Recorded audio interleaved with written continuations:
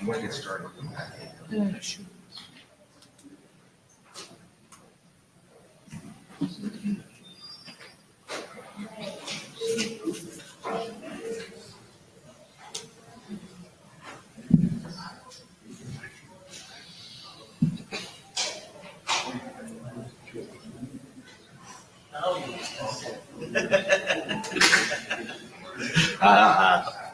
Yeah, there's still people.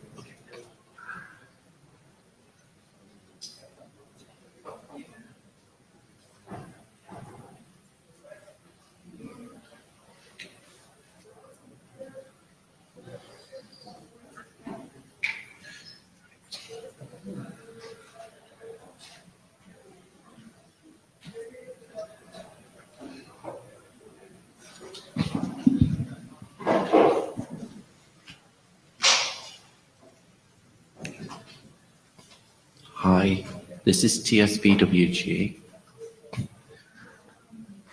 We are going to start the meeting in just a moment. See if I can press the buttons.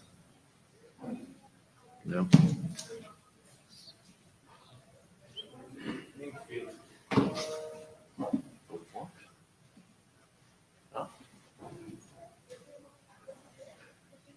Easy. Now you need to hit the window.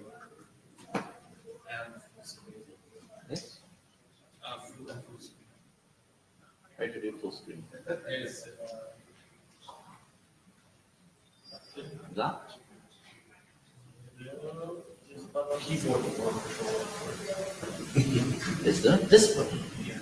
Yes. Whoa.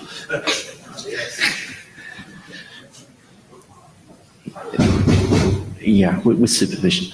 Okay, I'm Gary Fairhurst. The man sitting here is David Black, who will be with us just in a moment. Wes Eddy is remote on Jabba. We're your Tsvwg co-chairs. This is the IETF Notewell. The IETF Notewell is worth reading. It's not that exciting, but it's important to realise the IPR procedures for the documents that we bring to the working groups and the comments you bring at the mic.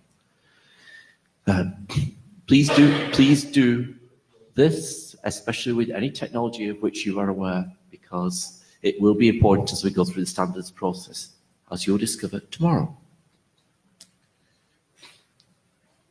Please volunteer if you wish to be a note taker. Today we have one. Notes will be taken in Etherpad by Teresa. We need a JavaScribe for the session, and we have one. So the remote comments, remote questions will be relayed from Java.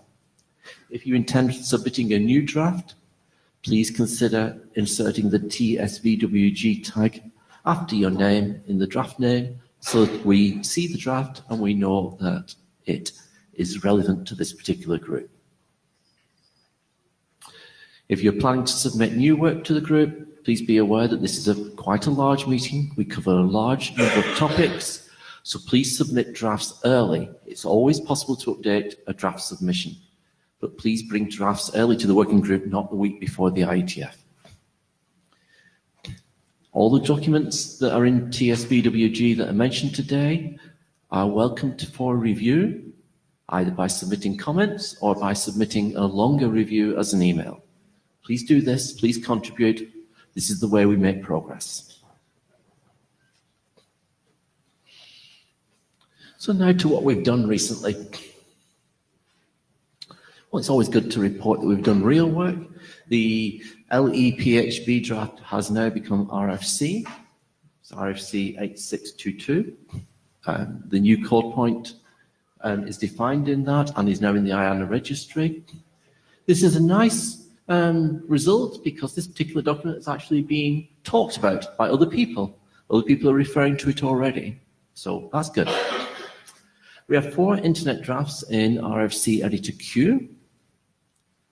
2 on the FEC subject, the FEC framework extension and the FEC sliding window RLC, which have been through this working group for some time.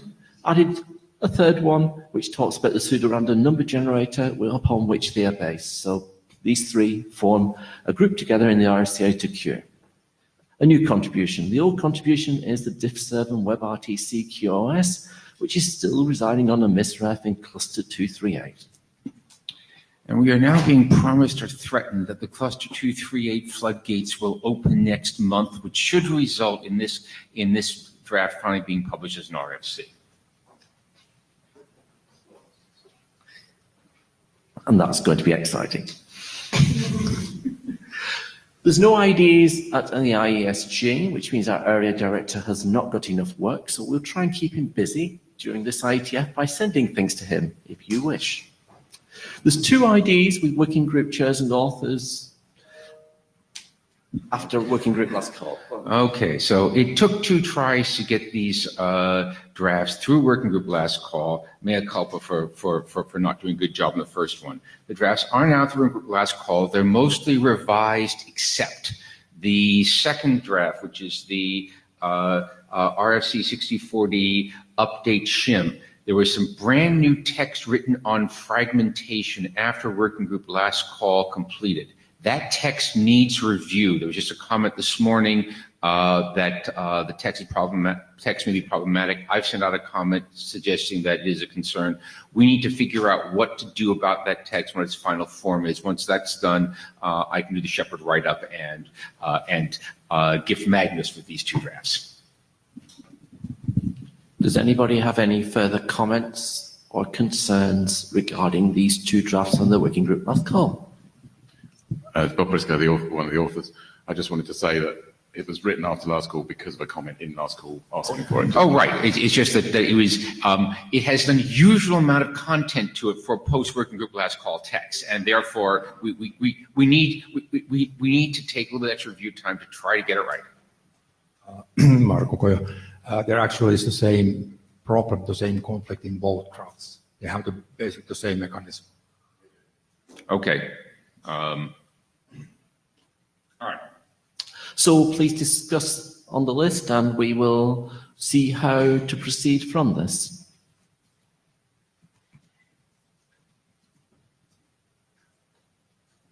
We have no IDs in working group last call apart from the discussion of those 2 that we just mentioned, but we have 2 IDs like to go to working group last call soon.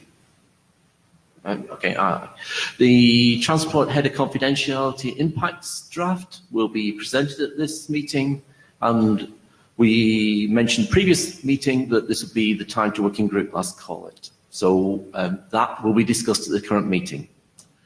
The DPLP MTUD draft has been ongoing for some time. It is nearing working group last call. It is not ready yet, but it might be ready before the next meeting. Okay. LFRS drafts. We're going to figure out what to do about those as the first order of business. During the meeting tomorrow. So there's no comment here on process steps for them. Okay. Okay, we have, beyond that, 6 additional working group drafts we're going to talk about today. The SCTP BIS draft, there are the 3 LFRS drafts, UDP options, and tunnel congestion feedback. I think tunnel congestion feedback is not on the agenda this time, is not on the agenda for discussion this time around. The core mechanism in that draft is stable, and it will progress as other drafts that are taking advantage of it progress. And the SCTP NAT is also on that list. No, sorry. Did I leave that off the list? The two chairs didn't quite. Wait, okay, yeah. We somehow dropped SCTP NAT into a crack. It should have been on that slide. We'll fix that. Okay, so there are a number of transport-related drafts, and I think it's very useful to call these out. Please bring up transport issues in other working groups, and please bring them back here if they need to be discussed. One of these is the Path MTU Discovery hop-by-hop option, which was proposed as a working group item in 6-man this IETF. Obviously, this is a mechanism to work with Path MTU Discovery, so it is relevant to transport. Discuss that in 6-man, please. There's an IPv6 reservation protocol. Do you want to say anything about this? This was presented several IETFs ago. The authors are continuing to work on this. It will reappear at some point. It's not on this IETF's agenda. It's not ready for an update. Moving on to the next one, we have an L4S and diffserv draft. This might be part of the discussion tomorrow morning, depending on which of 5 dozen directions that discussion actually goes in. And there was a non-working group forming BOF on loops, which obviously has transport impacts as well as network internet probably implications there. So I'll look at the loops slides to see what happened in the loops BOF. Okay, more transport-related drafts. ECN and NSH, this is a draft over in SFC that is going to make use of the tunnel congestion feedback draft. We have a couple of drafts on low latency DOCSIS. This is just FYI.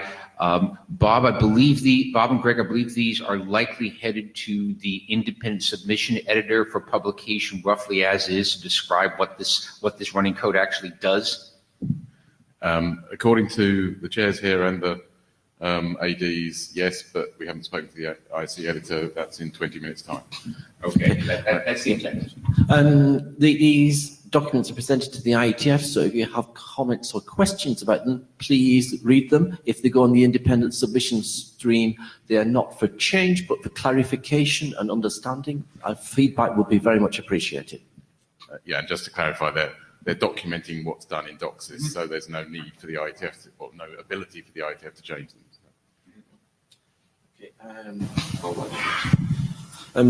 There was previous work presented on LoLa, a number of IETFs, and this evolved. This work has been now made historic by a new internet draft, which is on NQB, which will be discussed. So that comes back as NQB. Interior documents, there's a tunnel MTU considerations document. MTUs are so important for tunnels, so please read and contribute to that. There's a fragmentation fragility document which is proceeded through Interior, explaining where fragmentation becomes fragile. And the SOX protocol version 6, which has been presented at many IETFs in the INT area. And we're going to mention that again here because that could be something that has many transport aspects. So we'll talk about that later in the meeting.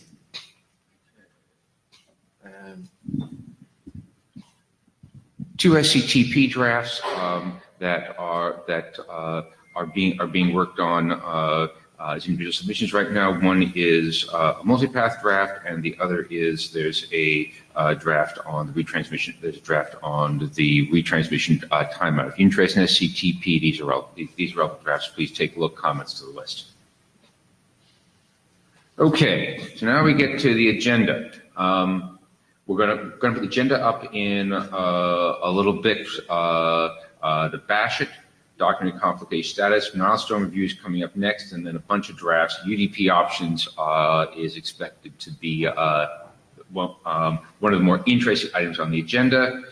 Tomorrow is more drafts, including L4S and SCE. Okay, milestones review. Go through this very quickly. First two drafts we've just talked about.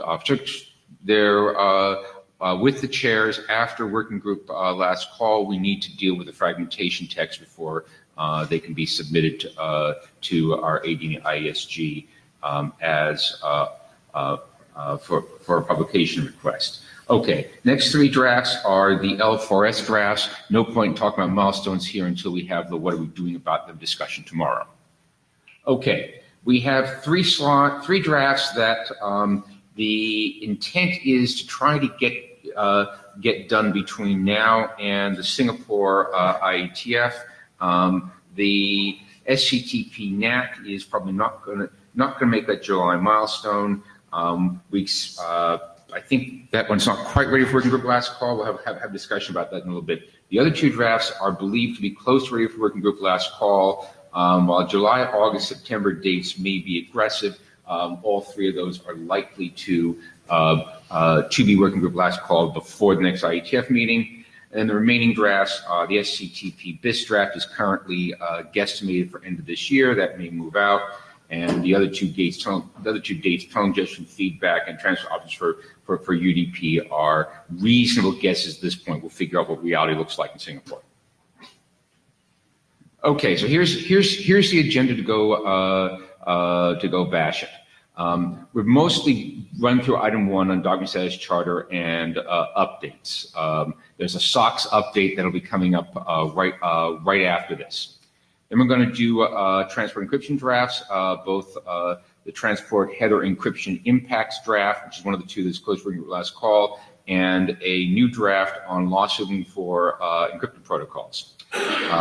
SCTP drafts, there's 3 of them there. 2 are working group drafts, one is a new draft on retransmission. Datagram PMTU discovery, and then UDP options draft, where our hope on our goal in the UDP options draft is there's been a lot of discussion on the list. We're hoping to have a bit of design discussion here and see if we can chart the path forward on a number of the design issues that come up on the list in an intertwined fashion. New work, work from the routing area working group on QoS management. There's a couple of drafts that we talked about briefly. QCI and DiffServ, we're actually probably not going to have a technical conversation in this draft because there's been some updates in 3GPP IETF leadership discussions. That is likely to be a very short status announcement about what the state of that draft is and what's going to happen with it. And then the non-queue building flows draft that I mentioned earlier. Friday. Oh, we have fun. This slide is going to be interesting. The L4S drafts, including are we ready to go to working group last call on them? What do we need to do? And there's going to be discussion around transports for L4S. Since L4S is supposed to enable different transport behavior, we need to discuss what is available way of transports to use L4S. Then we have some congestion experience. The 3 drafts listed there, discussion is going to focus on the first 2. The TCPM draft is here mostly for completeness, in that if SCE moves forward, they're going to need to do some TCP level signaling. That's a draft proposing how to do it. And that draft will be discussed in TCPM today. Mm-hmm. Okay. Rest of the agenda, DCCP, multipath, 3 drafts. Okay. Any other items? Anybody want to bash the agenda? Check that one off. It's been bashed. Okay. Okay, do we get what to do with the computer? Okay. We're done here? Yeah. Okay. We do the SOX. Hang on. We'll take SOX next. So we'll take the SOX option, SOX v6, as the next item. I need to get this thing. Yeah, David will work out how to do this. Okay, I can give more history. This one's being presented as a heads up in this working group. It was presented in int area this time. And when I put the draft name up, we will ask, after a short review of what it is, whether anybody has read this document. The possibility could be that this item is more suited to transport area than to int area. So I will be looking for people to read this and comment on this within this group. Right.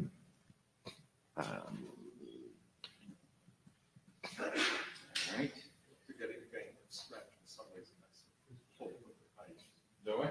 If you click on the link and then do back, it doesn't display it properly. Yeah, I'm not sure. Basically, Reload has fixed this in the past. It's not. So I click where?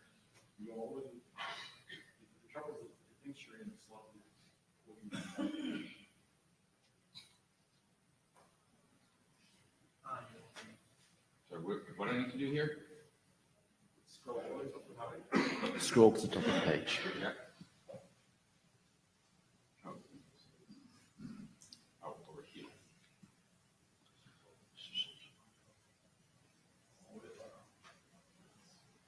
Yeah, it's very confusing. Let's just turn that on. See if that it's done that.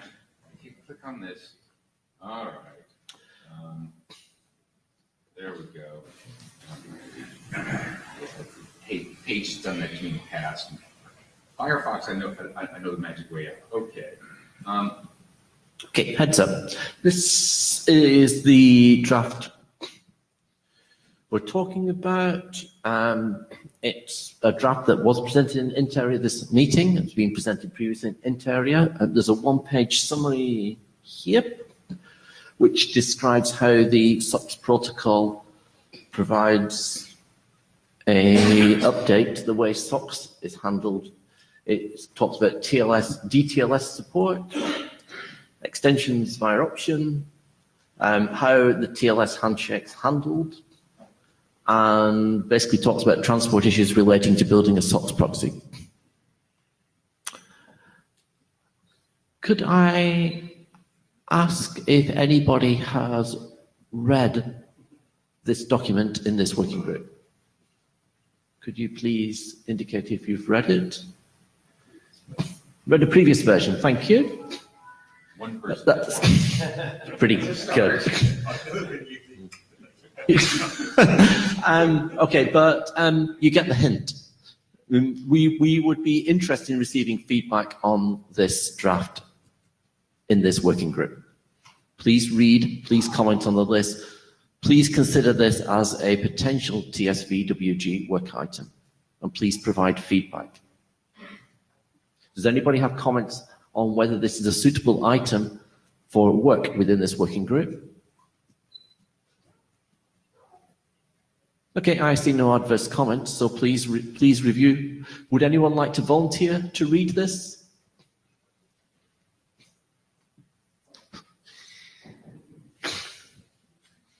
It's not that hard. Well, we will try and put pressure on. We've got another working group meeting to call that one. Fine.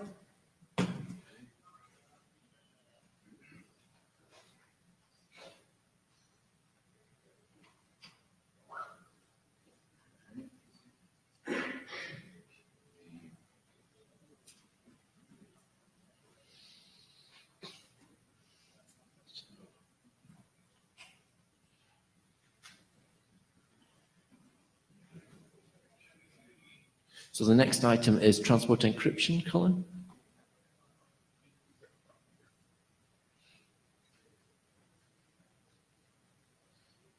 At least we know what the solution is. Yeah. Between the two of us and the whole working group, we can work. Right. So, it has Colin, to be said. introduce yourself. Hi, I'm Colin Perkins. As I was just saying to the chairs, I'm pleased I'm not the only one who can't work with Chromebook. It seems to be that the hardest part of being a working group chair is finding the slides.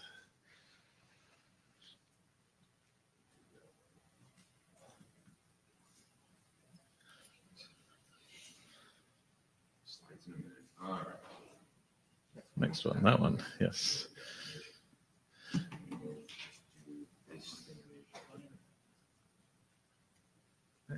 Okay, all right, Good. Hi, I'm Colin Perkins. This is a draft that Gary and I have been running for a while on the subject of the impact of transport header confidentiality on network operation and evolution of the internet. So this is the -07 version. There was an individual version which got up to about -10 before, I think. So this has been discussed a bunch of times here and also in some of the operations groups. So we think this is pretty close to done. The changes since the last time are fairly small. We got a bunch of feedback on the mailing list.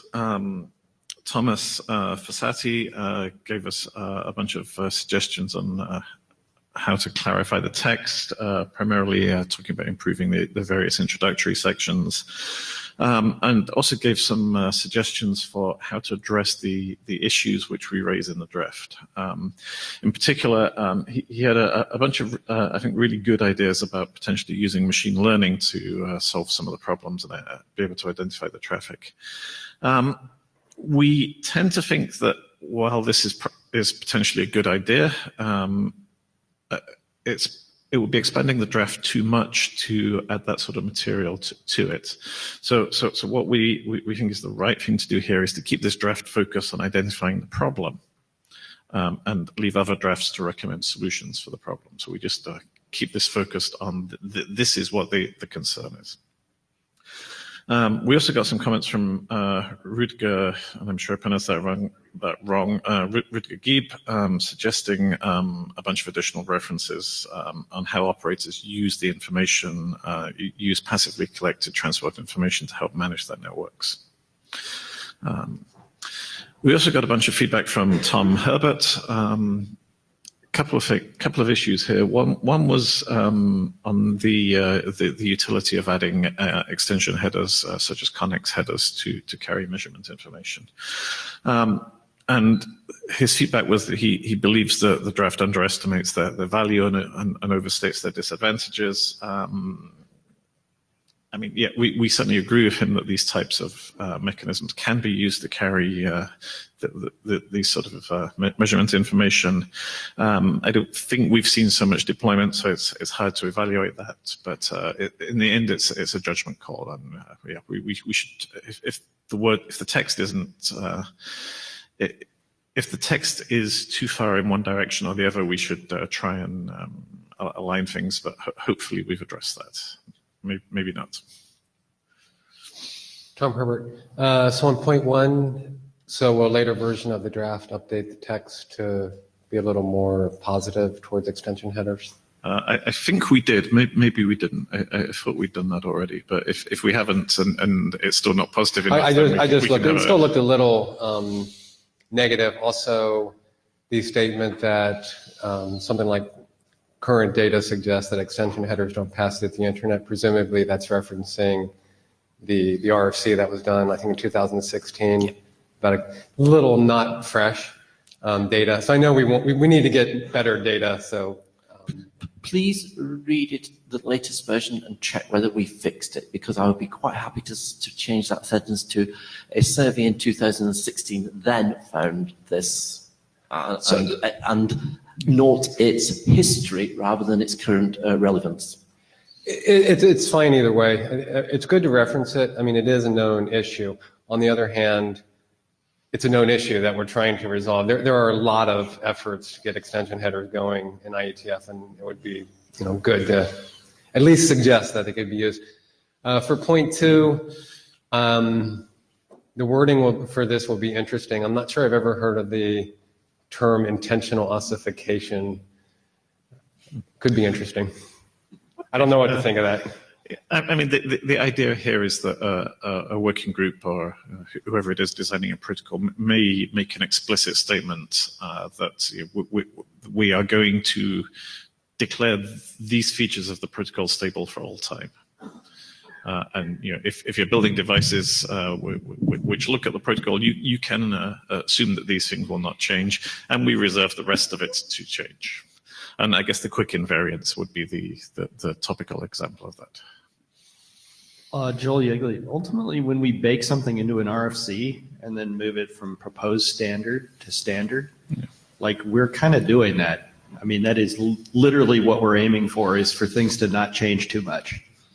I mean, yeah, but I think there's a difference between that and saying, the working group has made an explicit commitment that we are never going to change the meaning of these bits, Well, I mean, rather than saying this is what it currently is, and if you want to change the specification three-way works. handshake in TCP at this point, I mean, good luck. But I mean, it's not but just a product of it's being standardized that means it's not going to change. It's actually the fact that we've been using it for 35 years.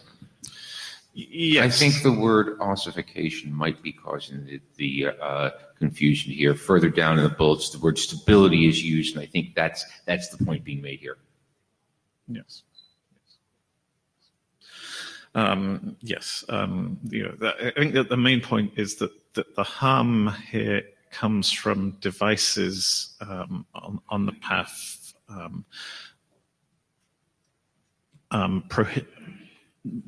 evolving in a way that prohibits us from changing the specifications in a way we want to change. And if everyone is happy that these bits are never going to change, then it doesn't matter if devices, if people build middle boxes that use those bits and don't let us change them. It's when we believe that we should be able to change the meaning of those bits, and we can't, that there's a problem. Tom Herbert. So I think one interesting aspect of this that we want to stress is we now have two major transport protocols to evaluate, and QUIC has done things differently. I believe that ossification we have more than one of the but bits yes. in the QUIC header is public.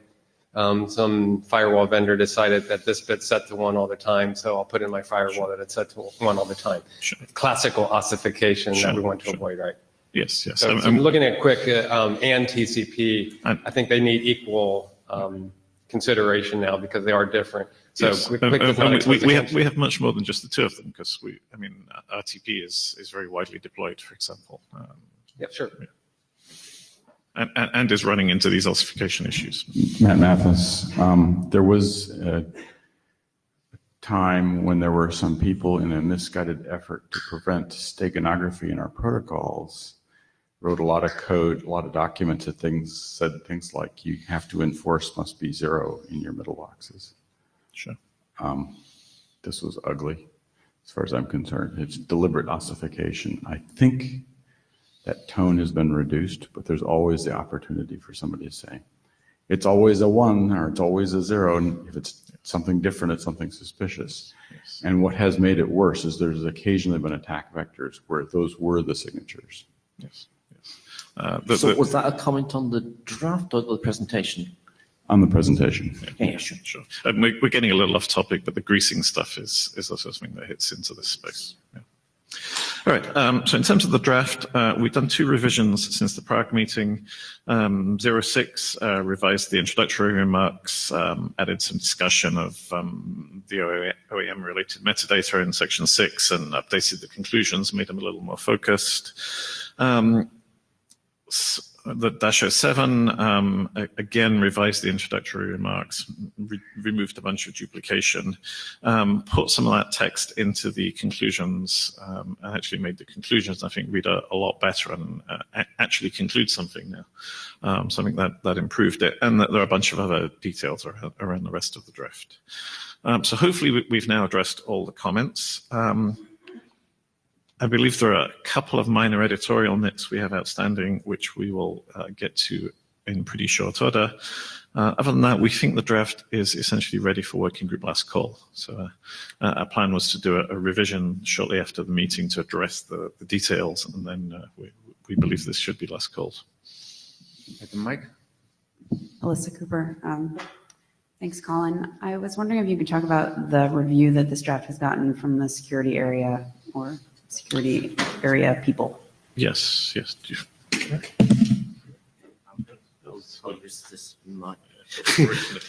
Okay, so we discussed that last meeting because it was before the last IETF. We got a security review. We worked through it was quite a long one, which was really good. We worked through the comments and responded to each of them in turn, and then we updated the document. We put in text to address nearly all the comments, but there were a couple of comments where we wrote the response on the mailing list about why we didn't think the extra text was going to be helpful in the document. So that's the current state with that review. The reviewer has got back a couple of times to say that he's read our comments and he's talked to him, but I don't know whether he's posted an update on whether he thinks the comments were fully addressed on the mailing list. We also had a very long discussion. So I think that was Chris Wood, I think, this time.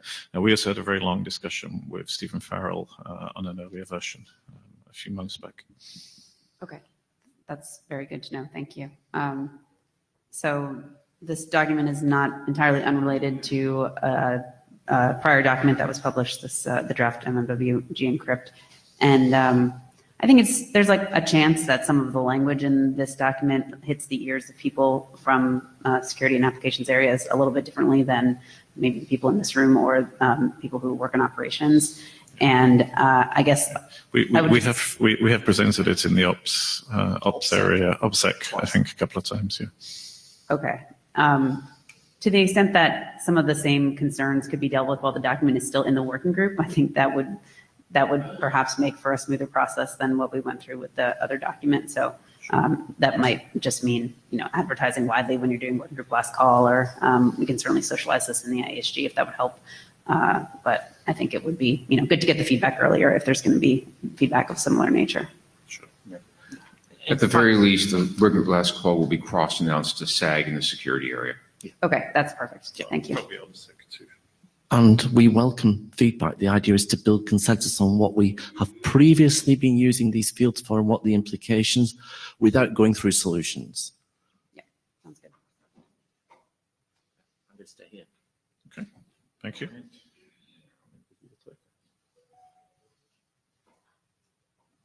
Do you want to call out what the procedure is then, Dave?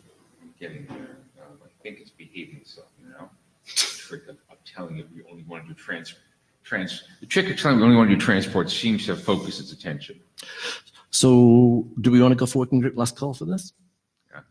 I think the plan here is that there'll be revision in the near future, and that revision will go to working group last call. Since we're talking about August, it's probably going to be longer than the usual 2 weeks, and it will, at the very least, be cross-announced to SAG. Sounds like we probably also ought to cross-announce to some list in the ops area. So that will be good. We'll take advice. Maybe ask the OPSEC people where to post.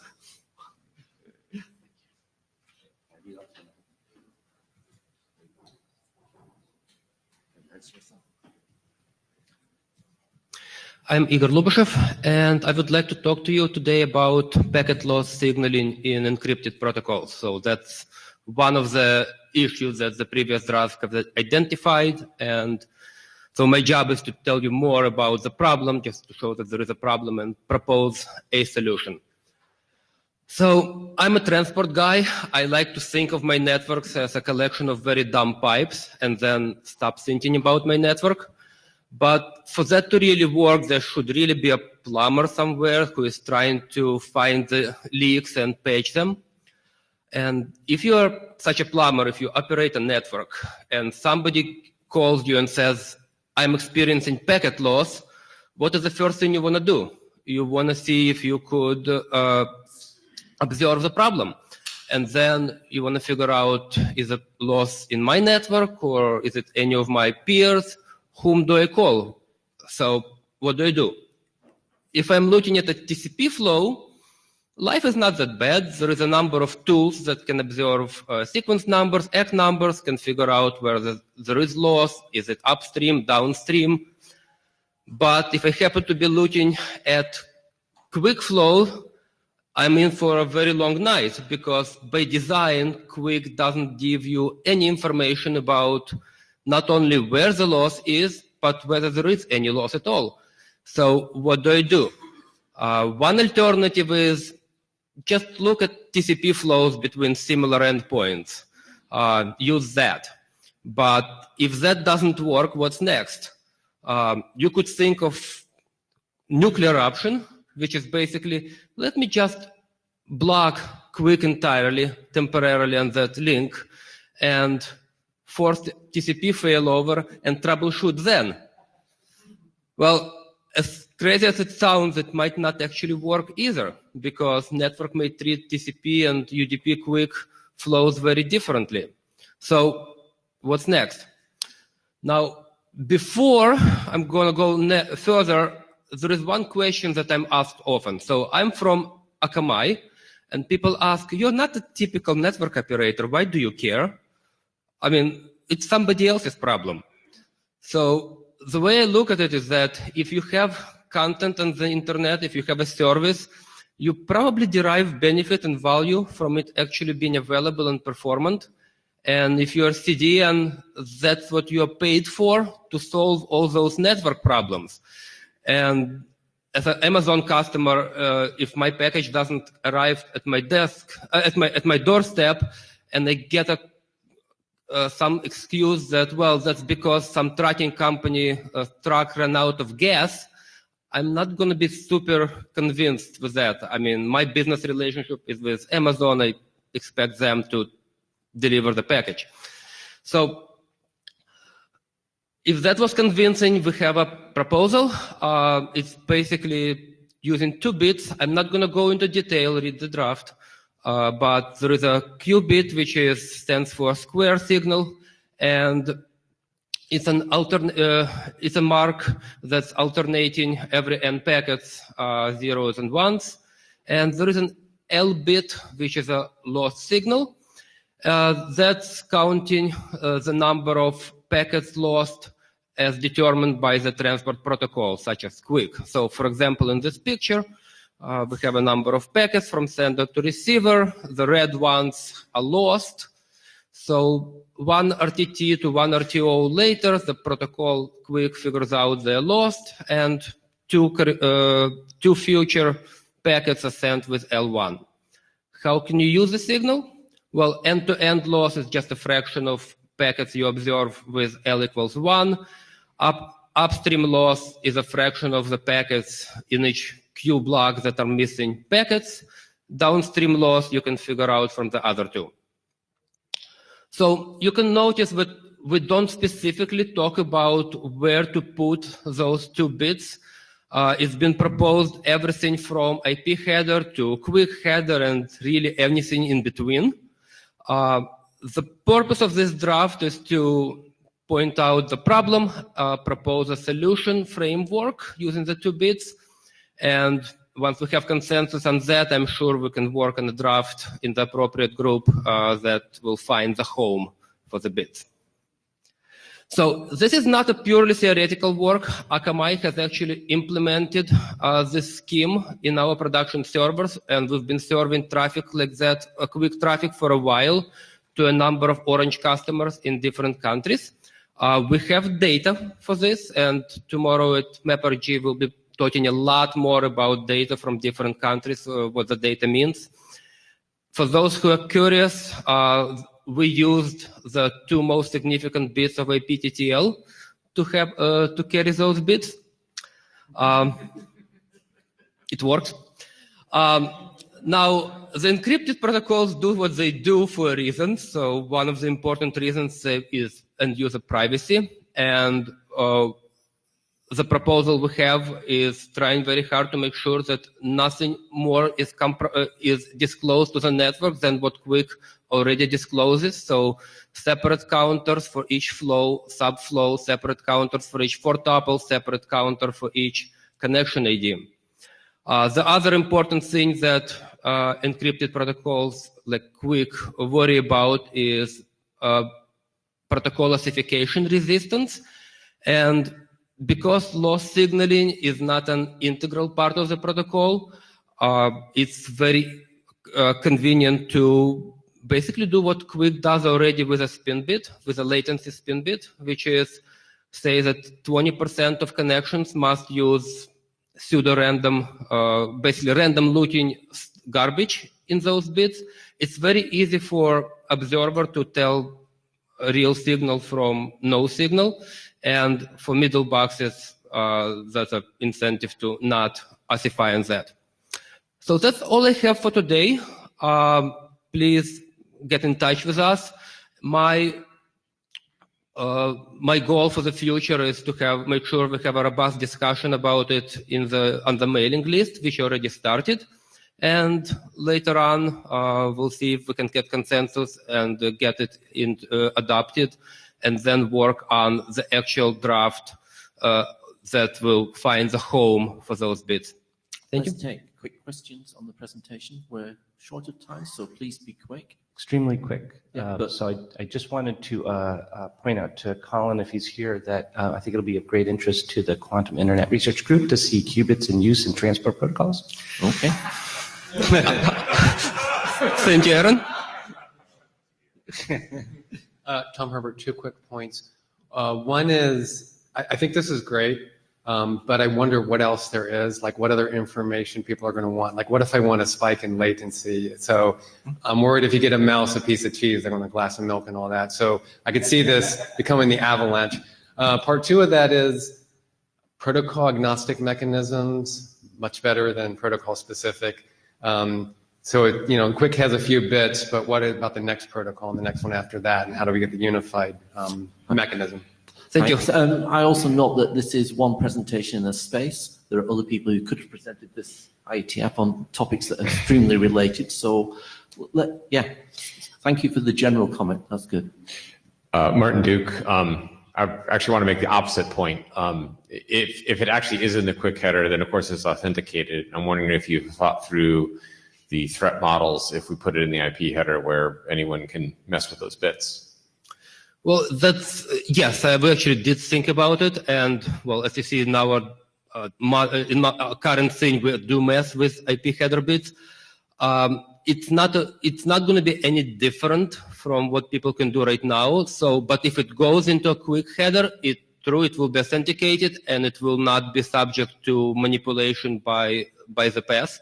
So there are advantages and disadvantages to any of the proposals. So that's why we don't directly dive into pick the header right now. I want to make sure that people agree that there is a problem and that we need to solve it, and this is a method to solve it. And we can have a discussion about trade-offs between different headers. That's a good discussion. I would love to have it separately. So I'm sorry, just to, maybe I missed it in your response, but having thought about the threat model, do you see any serious problems with putting it in an unauthenticated part of the header? If the sender is playing fair and keeping separate counters for each subflow, each quick connection ID, if it's quick, I don't think there is a threat model in that sense. That's my thing. That's my understanding. Thank you. Only a short consideration. Mauro Cocilio from Telecom Italia. I suggest to add a reference to RFC 8321 in your draft. That is the RFC that defines a square wave to measure packet loss. And the user case that you put 2 different points. Okay, yes, okay. 2 different use case that you use 2 different measurement points to understand the packet loss inside a network. Okay. So you can definitely do more. And so this is using just one probe, just kept looking at one direction of traffic. Yes, yes. Once you do that and you identify which direction the loss is, you could move the probe or have another one already available. That's just another way to use the technique. Okay. We need to call an end to this. We're nearly 20 minutes behind schedule. Okay. So I'm going to close. We're going to close. It needs. All right. Philip Hurdley, just have you looked at the congestion exposure work, the Connex work? It seems to be quite a lot of similarity with the ideas going on there. All right. Yep. Thank you. Okay. Thanks. Mm-hmm. So that's a classic example of bringing a topic up that should be continued on the list. Please think about implications. Please think about which header bits could appear in. Please think about requirements. Please talk to the authors. Please discuss. Excellent. Michael.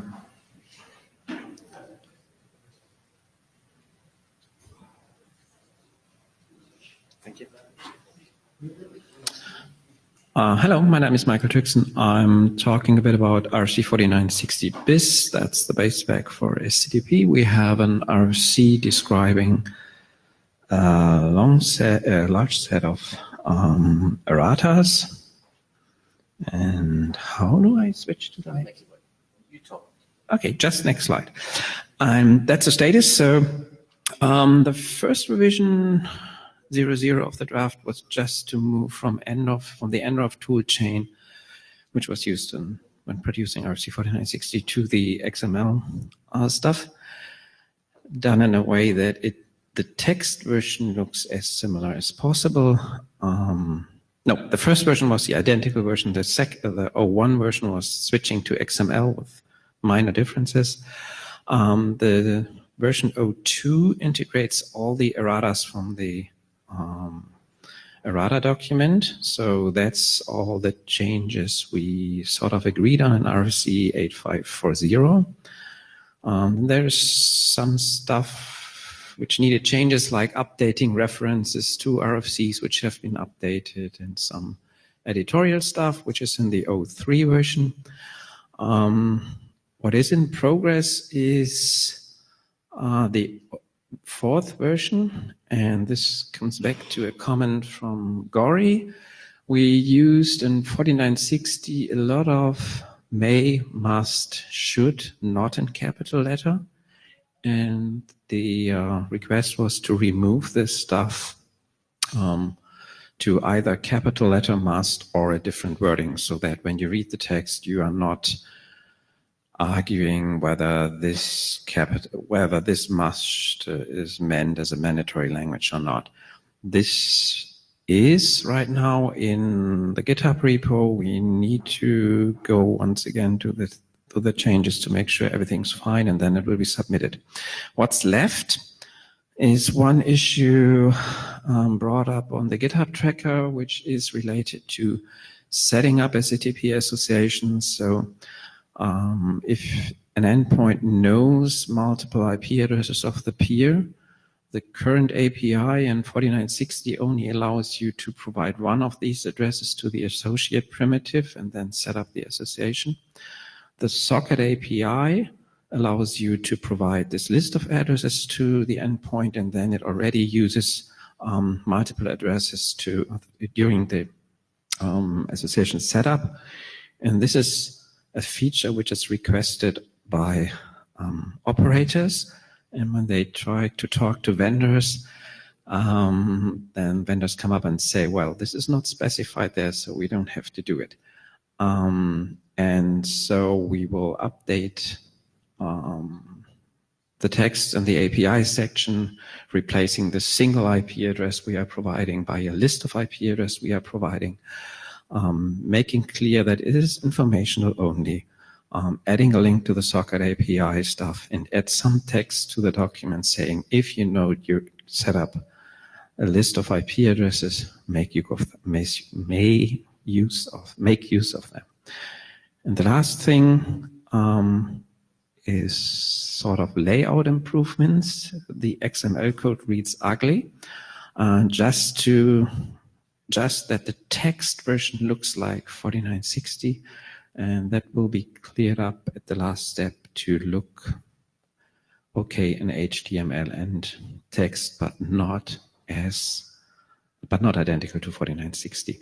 So the idea is that you can go through the data tracker, compare the revisions, and can double check what has changed, and you know exactly from the versions whether it's only editorial or is content changing.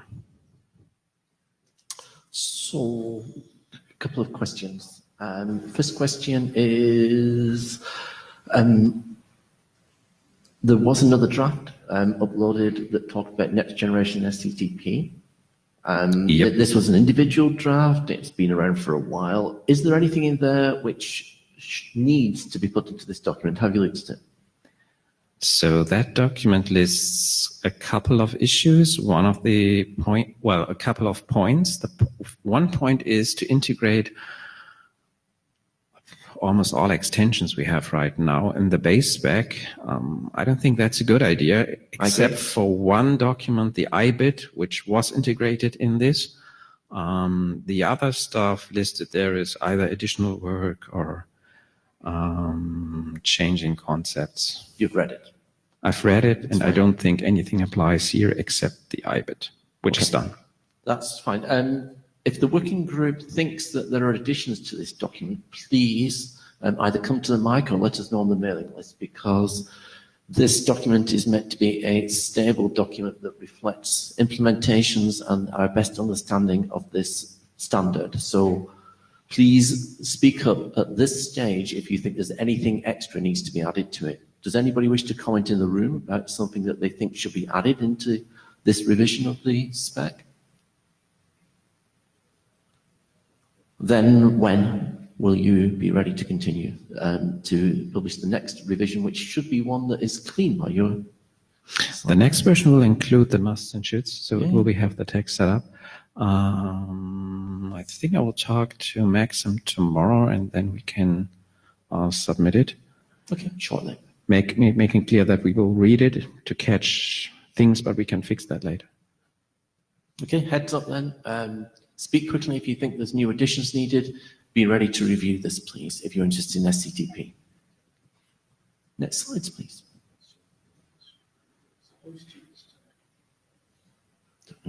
So learning algorithm. Should be the net document.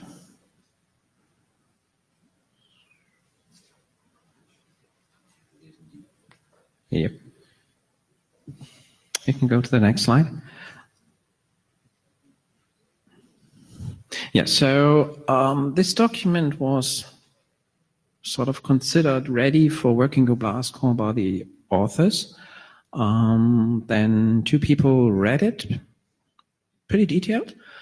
Gori was one of them, and he made a number of editorial and clarification things, and one remark in particular, basically making it clear for an endpoint developer or a middle box developer which sections apply to that role. So we have common text explaining these things, we have common text giving examples, but where we describe what needs to be implemented, it's made clear in the headers of the section or subsection whether this is a consideration for endpoint implementers or middle box implementers.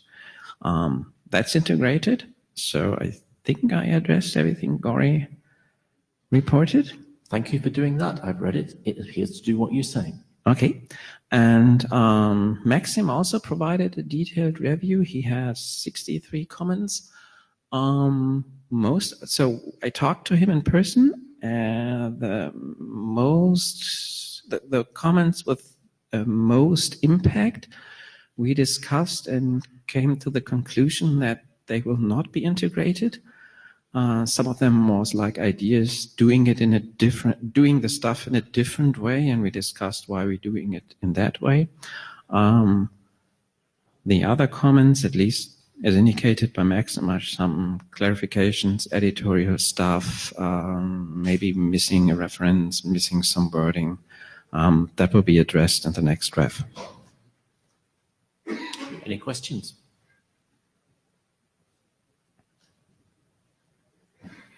Please complete this long-going piece of work so we can publish it. Okay.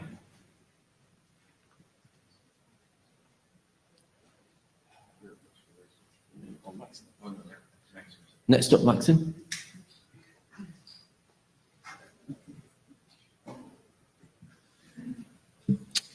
Okay, hello.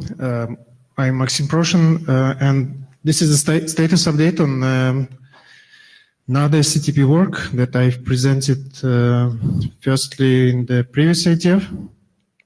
So I will quickly go through motivation and proposal and mainly focus on updates and improvements. So the problem that we try to solve is well known, is that if you retransmit data chunk and you get acknowledgement back, you cannot distinguish if it acknowledges the originally sent data or retransmitted one. And there are basically two use cases: when you have real loss or when you have spurious retransmission. Next slide. So the idea is quite straightforward. We want to use one bit in data or iData to indicate that this is retransmission, and the acknowledgement on retransmission should also include that bit. And we thought about different ideas, more bits, maybe new Tsvwg that will be more complicated, but we came to conclusion that this is the simplest approach that addresses all our use cases and needs. So this usage of this bit requires negotiation, and basically there are two main rules. The first rule for the sender, that it should set the R bit every time it retransmits data or iData, and the sender must immediately respond by Tsvwg with R bit when it receives data or iData with that bit set. Next slide.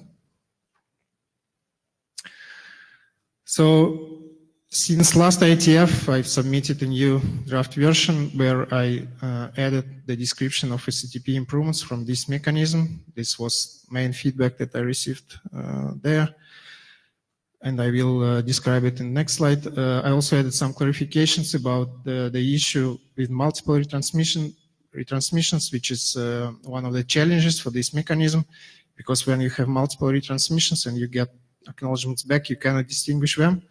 But still it brings improvement, because you can distinguish original transmission and you can still detect spurious retransmissions. So this still,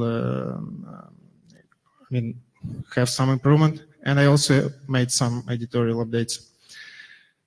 We also implemented the negotiation mechanism in our implementation. Previously it was some proprietary mechanism, but it's not yet in the live network. I think it will be there till end of this year. We started collection of data. It was requested last time, I think. We focused on signal traffic profiles to show the improvement. So I hope we will present it next time. And yeah, we continue interoperability with Linux STP. So this is what can be improved if we use this retransmit bit. So there are some mechanisms already in SCTP that will be improved: RTO calculation, path fail detection, quick failover, where you have issue with this ambiguous acknowledgement.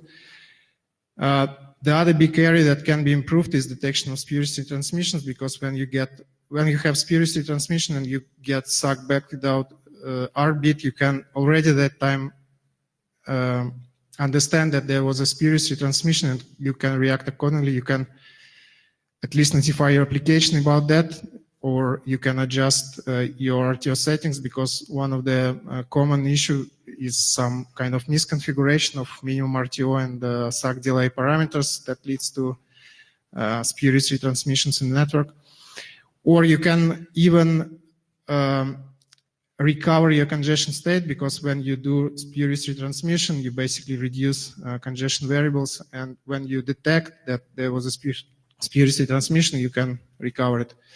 The other big area where we use this mechanism is so-called calculation of maximum MAC delay. It's also to prevent spurious retransmissions. It's similar to how it's done in Quick. But I mean, the idea is that you dynamically calculate maximum MAC delay, and if you have retransmissions in the existing mechanism, it brings some problems. You should always be able to distinguish between what Tsvwg actually acknowledges. Next slide.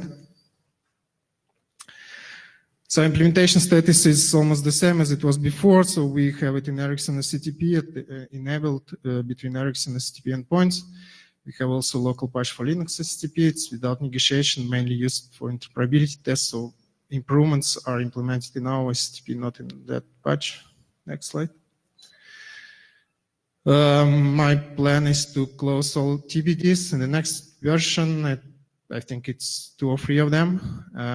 As I already mentioned, we plan to share some data of these improvements. There are different use cases not only with peer transmissions, but also some other use cases. And we continue interoperability with Linux HTTP. And if, there is interest in this work, we want to adopt it in the work group. Okay, so what's your intention for this draft working group? Work through these plans and then ask for working group adoption of the next revision? Yes. Okay, we'll make a note of that, and we'll probably see this back on the agenda in Singapore, right? Yeah. Sounds good. Anybody have any questions? Please read the draft.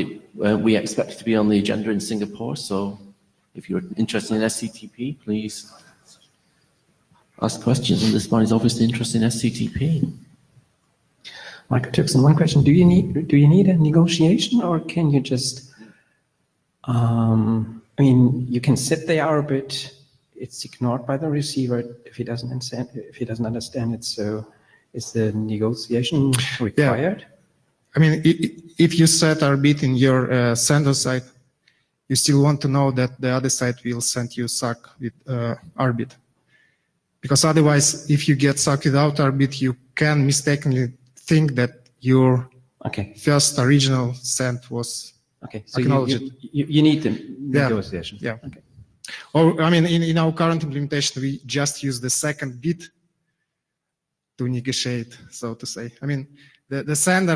The receiver always sets that bit to show that I support this. Okay. But we don't want to use the second bit just to not waste bits. As David said, it looks like a good plan. It looks like there might be benefit, but the question is it worth the complexity? So please come and tell us. Next Okay. IETF. Okay, thank you. Hi, Gori First. As an individual talking about DPLP MTUD, I wasn't sure whether you could have coloured slides or not, so this IETF have gone colourful. DPLP MTUD has changed significantly in that it's used the new markup language for RFC XML, and therefore we have some SVG diagrams in. Thanks, Magnus, for inviting us to join this experiment. All the diagrams that have been rendered to SVG, go look at the HTML version and you'll see the effect of using the new format. We removed Appendix A because Appendix A had been introduced and was useful to us going through, but really was a duplication that became less and less easy to justify because it was just a representation of the same thing. It's gone. It's no longer there. Removed a section on DPLP MTUD with UDP options, and we put it in a separate draft. We have now talked to our AD, and we probably will refresh this draft and keep this active so that we can capture what happens when you use UDP options with this. We don't intend to put that back into this particular document. We'll keep it as a separate item. And we shortened the description of phases. We introduced the idea of phase to help people understand an overview of how the algorithm worked. We really want that to be a discussion of issues concerning the whole way in which this works and not going into the details of the state machine. So we will probably shorten this yet further. I'm not aware of... Oh, I wanted to draw a picture though. This is what it looked like before. And this is what it looks like now. See if you think that looks better. Before? After? Okay, whatever. Before was better. Yeah, you can get the text version. Are you planning to be a poster child for SVG in the new RC format? Yeah, right. You could talk about the implications of that. Okay, so no, seriously, I want to keep this short. We think the state machine is stable and usable. We presented that last IETF. We haven't discovered anything to change our mind. We are still gathering experience with paths and methods.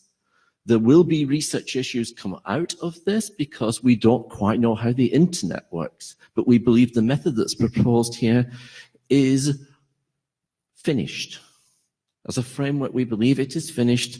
As a set of states, we believe it's finished. We will be updating the draft, so we're not asking for working group last call next, This IETF, we will be asking it for it before the next one as we finish the document. We have some author comments to still resolve. We're still willing to take feedback. So if you have any questions or feedback, please tell us. If you have a new implementation, please tell us. We know 4 different implementations in different ways of this. If you've got an idea of implementing it, please talk to us, please tell us. Okay. Couple of process notes. As Gori said, expect this to be the last call, working group last call before the next IETF. And on the first slide, the removal of the UDP options material to a separate draft was an executive decision by your working group chairs to move this draft along and hopefully get it published and stable without waiting for UDP options, which, as you're about to see, is going to need some work and may take a while. Okay. Any other questions? Has anybody read a recent version of this? Please read it for the next IETF where we're about to finish this. Tom Herbert. So I can't say I read it, but I did have one question. Is there an implementation of this? Yeah, there's 4. There's 4 attempts. There's a FreeBSD work, which is on the Git. It's not being upstreamed because it won't be until the spec's finished. There is UDP options, which is our test implementation, which we're keeping up to date, which is again on Git. There's been another implementation. Do you want to talk about yours? And we did one in Mosquick at the hackathon just to prove it could be done in Mosquick. Okay. I think it's helpful to put implementation information in the draft if you haven't already, because good to have a reference to it. I don't know what we'll do, but we're definitely going to Shepherd write-up because we'll have to send that as the working group progresses it. I'm not sure we'll put it in the draft. Michael Jackson, regarding the implementations, we have one demo application thing which runs over UDP where we do the message flows, and the other one is we have sort of code for SCTP. For a bit of an older version, doing this in SCTP. SCTP has been doing something like this for quite a while, which is why we've been basing this on fact rather than just fiction. Yes, and it's the only thing you can do when you use it in a WebRTC.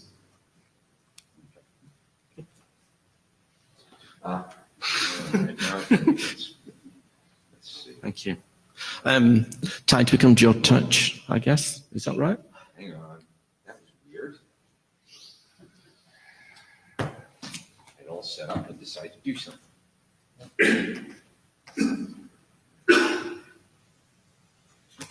So Joe's not able to make this particular meeting. Joe's in LA. I believe it's sunnier and warmer. But I'm going to try and summarize Joe's slides. Joe's seen rather a lot of comments on the list in the last period, particularly just prior to the IETF, and he has a number of pending updates. There's a lot of wordsmithing and various things to be done. Right, there's updates particularly on the use of the OCS, which is this checksum over the options area. It appears to be a nice thing to be able to check the validity of the options, but as we discussed in previous TSV meetings, this is important for traversing middle boxes that do strange things with checksums. If you don't do this, then you don't get through the middle box. And even more frightening, if you don't do this, you don't get through some of the host adapters, which offload and then check in 2 incompatible ways. So please add the OCS was a request made to Joe, and Joe has now made it mandatory. Okay.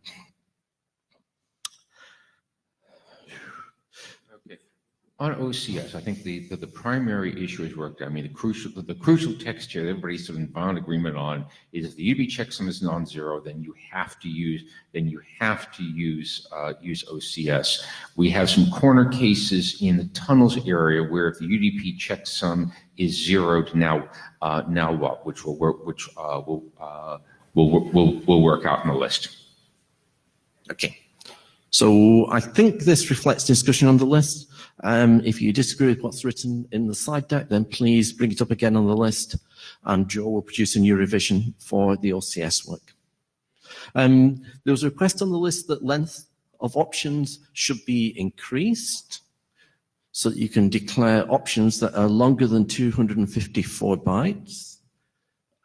This seems like an odd thing to want to do, but one of the uses of UDP options is to send fragments and possibly other data in the options space. So this limit becomes a silly limit when you're using this for fragmentation. For those of you who don't recollect the story, we put the fragments into the options space because we don't want them to be inadvertently delivered by a UDP receiver that doesn't know how options work. So this protects them from being delivered by accident, and it requires a longer option. Joe recently announced that the length field of 255 would indicate that the length is followed by a 2-byte length field, which gives us up to 64 kilobytes of options. Please don't use that much. I'm pretty sure that won't work, but it's big enough. And we don't support jumbograms, but that's another story. I can't move. Does it work? No, you move. There you go. Okay, so there's been a lot of looking at this draft and how it works, and there was talk about the structure of the options field. The options field is a kind of value, as in TCP options kind, and all these topics come from previous slides. This is an outline of what's coming. So okay, shall I just go forward? Let's go forward and start trying to deal with these. Yeah, I'll try to. Yeah, good. Hang on. Okay. This is note mostly from Joe of stuff we'll need to get back to, which is that with some of the stuff we're mucking with, we're going to have some impacts on options and option processing. In particular, one of the things you're going to hear on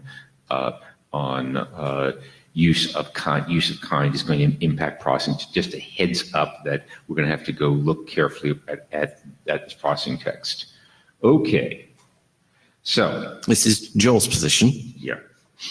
All right. You want me to go try drive the first one since this on. Wait a second. I'll first start. The original options field mimicked TCP options rather than IPv6 options, so all options were just options. In IPv6, the indicator allows you to have a flag which indicates that the option is critical, and that impacts the processing of options. And the question was, can we have something a little bit similar to this? Tom was a part of this discussion, other people also. And Joe's response is this. David, your cue. Okay, so this is about now where it says must support flag. So there's two things going on there that we need that we're going to need to try to get some direction in. The first one is Joe's been quite adamant that you can't have. So the crucial thing here is you get a critical option. It's marked as must be understood, and you don't understand it. The first bullet says that not understanding an option can't result in packet drop because a legacy receiver won't even know to look for the option, isn't going to drop the packet. Any objection to that view in the room? Seeing no objection. I think Tom Herbert should have a quick comment on this because it was his point that started this discussion. One clarification: what is the expected discussion here? So we're trying to resolve the issues here, or is this something everything we do here will go to the list. I'm looking for a sense of the room here so that we have some idea of where we're going from here. Joe's summary slides are presented. Okay, let me defer for a minute and hear what others have to say. Yeah, sure, that's fine. Okay. Matt. I'm worried because I haven't read enough of this stuff, but it seems that this prescription requires rewriting packets in places where you might not want to do that. Is that true? To drop the headers without dropping the No. This is receiver behaviors. The receiver has received a valid UDP packet. The payload's fine. Receiver starts going to the options area and says, I understand this one, I understand that one, this one. What on earth is this? Oops, it's got a critical indication and I don't understand it. The first thing we just went through was that if this happens, the most you can do is toss all the options area on the floor. You can't drop a packet because you didn't understand something in the options area. From It's Jabber. receiver only. Mike Hurd, yes. Thank you. Cool, thank you. Yes, I figured that. I knew that was Mike's position. Magnus Westlund as individual. I'm also fine with, I mean, I think that's the right case to just drop the options. All right.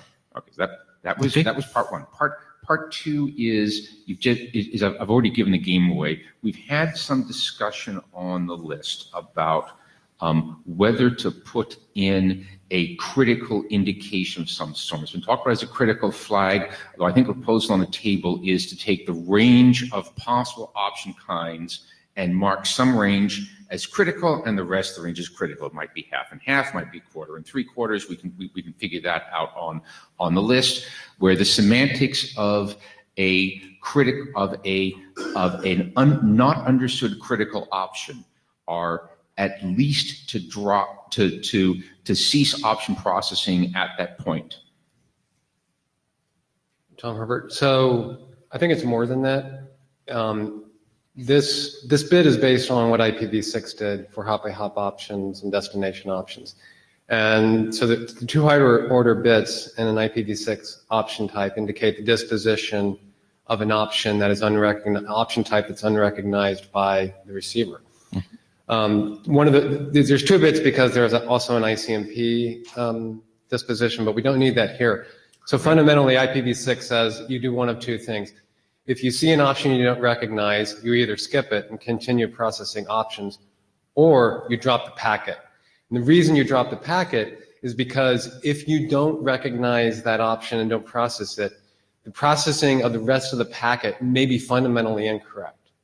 Okay. And that last part is significant, because if you don't have this bit and you can ignore any option, that means you can never have options that are interesting, that like modify the data. You can't modify the UDP payload area, as in the normal UDP data, Yes. according to the spec. Yes. Part two of this. Yes. There's part two of this though. Mhm. There are two use cases here for UDP options. Mhm. So one is where you have a trailer, in which case you have an actual UDP payload. In that case, I completely agree. However, the rule is simple. If you're in that mode, you can't send any of these sort of options. So if we use this bit approach, you should never see that bit set in any of these trailer options, because it's invalid, because those options can always be ignored. But in mode 2, where the UDP length is 8, there's no such thing as a legacy receiver. Legacy receivers don't see any payload or anything. Yes. They essentially drop the packet. Sure. With a caveat.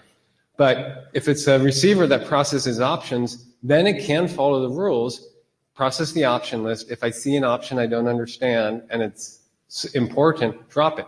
And don't forget, in that case, there is no technical UDP payload. There is payload that's in the surplus space. We can do whatever we want with that, because that's not UDP payload, so we can change it and encrypt it or whatever. Are you advocating that if there is ever one of these options set that says it's critical anywhere in the list, then you should drop all the option processing? You should drop the packet. So we should do a 2-pass through the option space? That's the IPv6 way. Well, yeah, and what's different here is that IPv6 defined that option behavior as part of defining IPv6. We're retrofitting here and not disturbing the behavior of existing UDP payload when the payload is present is definitely important. I'm not sure about the zero length conventional UDP payload case, but I am certainly dropping the packet when there's real UDP payload there, because you got a bad option is a problem. So we already have one case where the problem is we can't deliver data that has not been properly processed. We already see this in the fragment case. We cannot deliver fragments to the application and pretend like they're properly formed UDP payload. That's correct. My proposal is that all the fragment data would be sitting in the options area, not in the conventional UDP payload area. Okay, so we have to be really careful. There's UDP payload area, which is covered by UDP length. When I say UDP, okay, so we're very, very careful. When I say UDP payload, I mean what is covered by UDP length. The proposal for fragment is that when we're doing fragmentation, all the fragment data, which could cause problems for a conventional receiver if you send it to a conventional receiver, is sitting in the UDP options area beyond UDP length. Yes, and what I'm saying is there are other cases where, like fragment, where we cannot deliver that data. Encrypted data will have the same property if we ever do compression. So there's going to be other use cases. We can't deliver, it's gibberish if we deliver it. I'm in agreement. Okay. I'm in agreement, but I don't see the point. So maybe you could try to get on the list again. I agree with everything you said, but I thought it already was agreed. So we... Well, just not here, so... That's good. Let me just make one more higher level comment. Yes, sure. So hang on, let me try to capture where I think we landed out of that, which is that in particular, if there's UDP payload and there's a problem in options processing, e.g. from an unrecognized critical option, you can drop the options, but you can't drop what is described by UDP length. Correct. Good.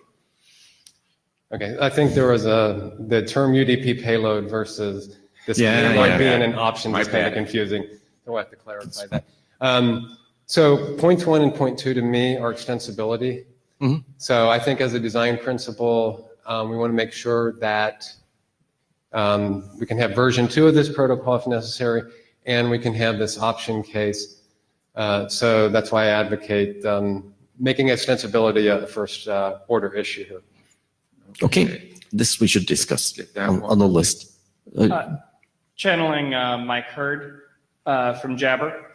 The problem is that some of the options affect data handling, and in that case, the data and the options must share fate. Yes. Tom has said all the things I wanted to say, and we also see it in the encryption case as well. Again, that's good. Let's try and make sure this level of agreement is actually on the list by following that up on the list and making sure that whether Joe is on the same page. Let's go to the next one. Okay, and I think the other thing is that I believe that the design direction going forward for how to put a critical indication in the option is the divide up the option space. And it might be the most significant bit if it's 50-50. It might be the two most significant bits if it's 25-75. We'll figure out on the list how to divide it up. But that I believe is the design direction going forward. And I see nobody headed for the mic, so I'll record that as sent to the room. So we need to decide if light and frag are needed to be supported. I saw the use case mentioned on the list of using frag to support DNS. That might be a very useful use case to try and crystallize. So we're going to follow that one up. But do we need light? That is a real question to the working group. Do we need the light functionality independent of frag? The discussion that the chair saw on the list recently suggested that we might be able to remove the UDP light partial coverage function from the option trailer. So we don't have an option that says this is UDP light equivalent. Does anybody think that we need the UDP light option? Because if we remove that, it would be simpler. And Jules says there seems to be support for dropping it. Yeah, the consequence, the discussion about light and where light originally got connected into all of this was if you're trying to do DNS fragmentation because of DNSSEC and you're using UDP options, because OCS has to be present in every single one of those UDP packets, you've got the individual checksum. Do you also need a reassembly checksum? And if you want an end-to-end reassembly checksum, shove it in the application. There's no reason to bar it. And if the application is doing its own reassembly checksum, that does not remove the need for OCS, because we still need that to check validity of the options and make sure that the packet goes through the paths that need that OCS compensation to go through. That would seem to be rather similar to what's done in IPE level fragmentation anyway. Look, Tom. Tom Herbert. Yeah, if an application cares about integrity, they're doing much more than a checksum. They'll do some strong CRC or something even stronger. So that's not, I don't think that's very compelling to say the application would do a checksum. So we could provide some weak way of doing this, and we could provide a CRC32 option, but the basic function doesn't need it. That is a reasonable thing to confirm on the list. Yeah, we'll confirm on the list, and in particular, what I just said about a primary focus on does this do something useful for DNS, for large DNSSEC payloads, also will need to be confirmed on the list as a way to focus the design. Do we want to create a pad N option? No, wait a minute. Oh, sorry, question. Channeling Mike Hurd. No light option trailer does bad things to legacy receivers. Okay. Does bad things to what? Legacy receivers. Legacy. One more voice for not needing light. Oh, okay. Pad N has been proposed on the list as an option. Does anyone want to speak about why it's useful or why it's not useful? Joe's comment is easy to add. So... Tom Herbert. It is, granted, a relatively minor point, but the difference here is, do we want to model stateful options or stateless options? And I think if you're going with stateless options, which you seem closer to, I would prefer the IPv6 method. Implementation-wise, if I have both of these, it's a lot easier because I can use the same implementation for hop-by-hop destination options, now segment routing options, UDP options, same exact code. It would be just convenience. It's cheap. It's cheap to add if implementers find it useful. Sure. Channeling Mike. There's already the ACS option for reassembly checksum. Yeah, right. Yeah, sorry. Answer to a previous question, but yes, I buy that. Okay. Right. Do you have the next slide? Please. Let's see. Let's see. The rest of the slides. Yeah, I'll take them. All right. Take them. Okay. So this is the design goals. Joe's passionate about this, and it does actually help scope the problem. So I think it would be worth people checking on the list whether they think the list of design goals are still valid and whether some of them need to be updated. It would help Joe's thinking about checking the consistency if we check the design goals section of the draft. We're already questioning support for partial checksum coverage, which was one of those design goals. Yeah. So please have a look at these because it would help Joe work through them. Next. This is explaining. There's basic rules in those design goals that say how UDP options work. I think it's good to have a strong model of how you think they'll work. So if you're interested in the UDP options debate, or you've talked on any of these topics on the list, please check those and find out whether the design principles are still correct. Next slide. Okay. Well, this one is a summary of the debate we've talked about, so it's in the slide deck. You can look at it. We're short of time, so we probably won't be talking about this now. Is there another slide, or are we done? This is the last slide. Could you check your tablet and see if there's any other questions we want to quickly ask now before we try to squeeze everybody else into the less than half an hour we've got left? I have one question that we didn't ask. That was somehow on the list. We talked about a CRC 16 as an integrity check, whereas I thought, David, that we had previously discussed that, remind me otherwise, that it should have been a CRC 32C was used for integrity check as per SCTP and iSCSI. Is that right?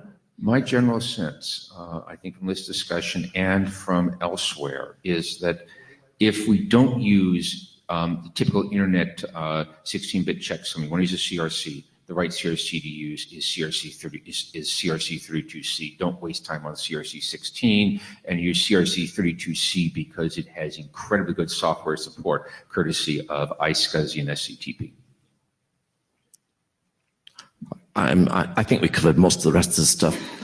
What we really need to see is people check the design principles and Joe to revise the document so that we have a consistent view of all the comments that have been made on the list recently. If you didn't look at it and you're interested, please look at the next revision from Joe because this is beginning to settle down, which is good. Okay. Now I'm gonna unilaterally bash the agenda. Jerome, you here? Okay, let's quickly deal with the, and now something completely different. Let's quickly deal with the QCI and DiffServ draft.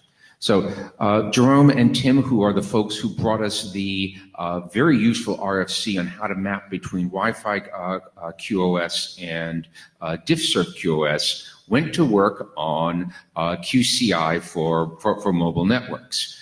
You saw some comments from some 3GPP folks on the list expressing, let's see, I would say profound reservations.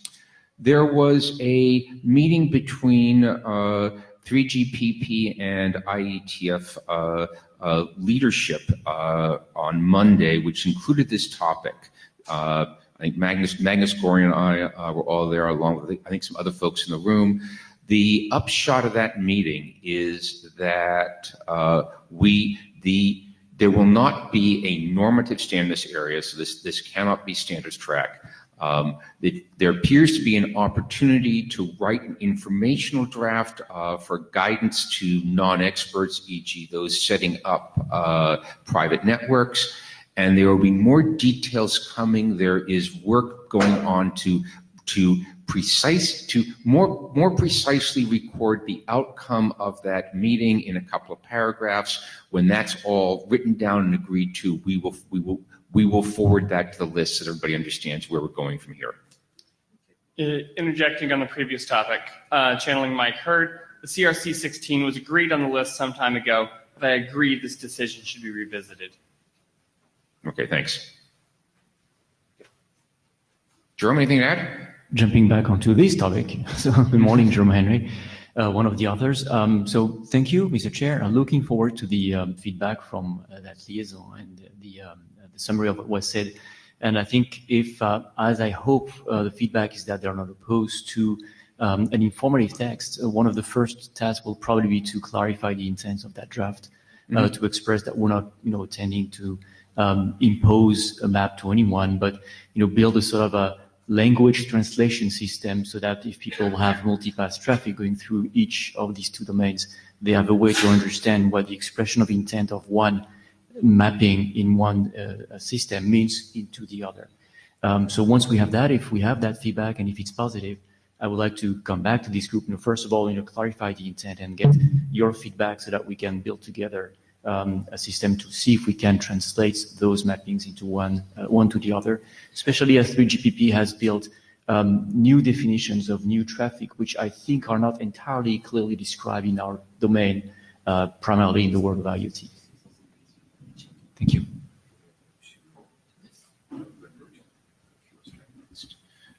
Martin. You probably ought to introduce yourself with the 3GPP affiliation, please. Okay, so Martin Dolly, AT&T. I represent AT&T in the CT as well as SA3 working groups. Okay, so the table that's being referenced here on QCI in SA2 is an informative table. And the reason why it's an informative table is that just like each of the carriers and their backbones use DiffServ code points differently, the QCI and ARP, which is the priority marking, are also used differently or can be used differently between various different carriers. In addition, particularly as we're moving forward in further defining 5G, that table is ever changing. And so one, it's a moving target, and two, it's informative. So any kind of must language referring to an informative table is probably ill-advised, as well as the fact that it's a moving target. In addition, the guidance, I believe, will be most useful, I think, in 5G for private network deployments. But I don't think it would be necessarily useful at all for carriers who already know how to provision their networks. Thank you. Let's not do this. Yeah. I think we're basically done here. Let's get the text. When the text comes out, we'll see. I mean, I think we've got across all the comments.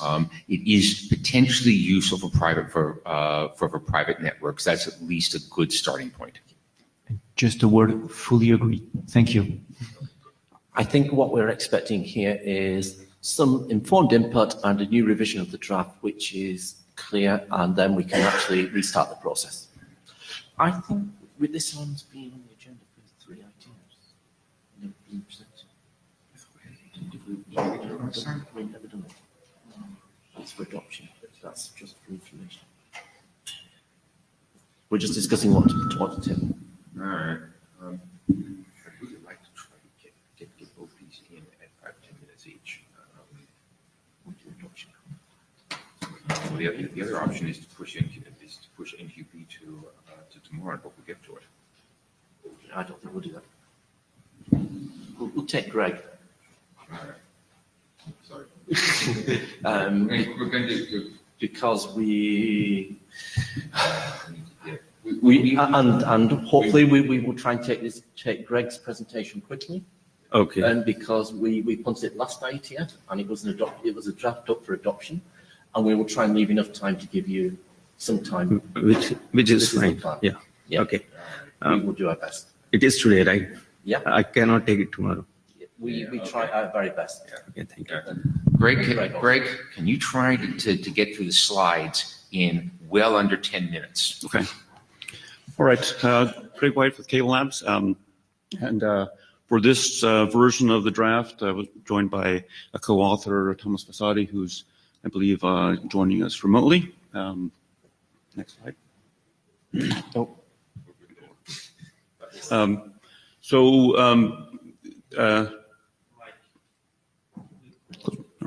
I presented this draft at the last IETF, and just to reiterate what the goals are of this proposed non-Q building or NQB PHB and code point.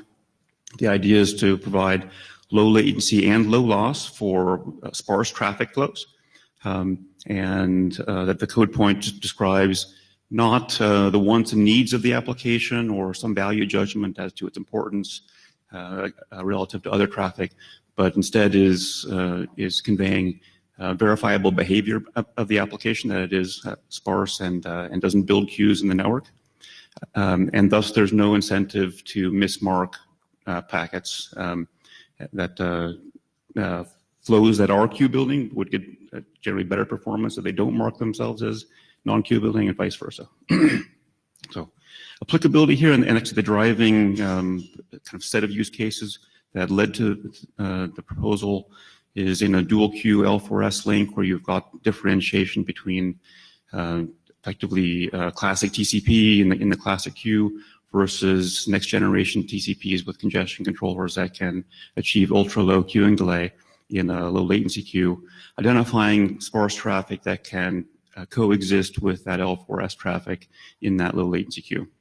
But in addition, there are likely other link types that can make use of this code point and provide similar support for sparse traffic, in particular pointing out links that have the ability to optimize media access or channel parameters for sparse traffic. The draft in the previous version focused mainly on the DOCSIS link for cable broadband, mentioned Wi-Fi a bit. This version splits out 3 specific use cases, DOCSIS being one, Wi-Fi again being one, and then adds a section on LTE, and will include 5G in the next rev. So the main updates between the last draft and this draft, I guess I mentioned the explicit use cases section. But probably the bigger one really is merging in this LOLA concept, which was developed for LTE and was the main aspect that my co-author was involved in. So LOLA, the concept of LOLA was that an application could make a decision between whether it wants a low latency or whether it wants low loss. And that concept, I guess, morphed into essentially utilizing or proposing to utilize the same signaling as we proposed in the NQB draft originally. And with further discussion, we agreed that the definition of NQB as identifying sparse traffic and providing both low latency and low loss was a better outcome in the end. And so that work was merged into the NQB draft. Other changes, additions in the comparison to existing approaches section, mentioned the previous LOLA approach, also referencing an RD mechanism, rate delay trade-off mechanism that was some earlier work as well that we discussed. And then there was a comment at the last IETF that we should discuss the implications on the RFC 8325 mapping of DiffServ to 802.11. And so we've got a recommendation there as well. Okay. The rest of these slides are essentially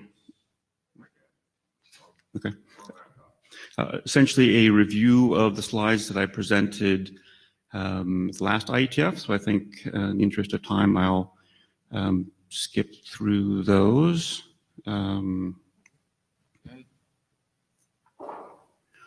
Quick note on this one.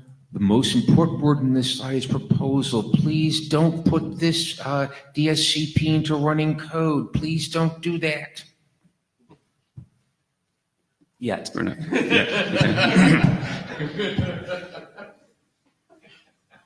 All right. The comments that I've seen both on the mailing list and offline. So talk on adding 5G nomenclature in the mobile section. So there's been some discussion on that and what's the appropriate language there. Comment about interesting for mobile networks. The fact that mobile networks have highly varying channel capacity is a aspect that maybe the original use cases didn't have to consider, for example, for cable broadband. And so some interest in running lab tests to understand the queue depth and queue protection implications for mobile networks.